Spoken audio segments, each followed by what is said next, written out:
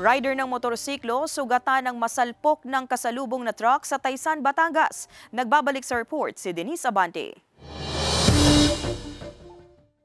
Sugatan at nakabulagta sa tabi ng kanyang motorsiklo ang 22 anyos na rider na si Mark Bernard Manalo, isang mekaniko at residente ng Barangay Namuco, Rosario, Batangas nang madatnan ng mga otoridad sa bahagi ng Barangay Mahanadyong, Taysan, Batangas. Sa investigasyon, nasalpok ng kasalubong na drop side truck si Manalo habang pabalik na sana sa tinutuluyang bahay. Ito pong biktima natin ay bumili po sa tindahan sa may bandang Barangay Mabayabas. At nung pauwi po siya, kung saan nahagip po siya at nagtamo po ang ating biktima ng mga multiple injuries. Nung tanungin naman po natin ang driver ng truck, may inovertaken po kasi siyang nakahinto na sasakyan, not knowing na may kasalubong po pala siyang motor. Nasakop umano ng truck ang linya ng motorsiklo kaya nasalpok ang biktima. Posible rin daw na mabilis ang naging patakbo ng truck.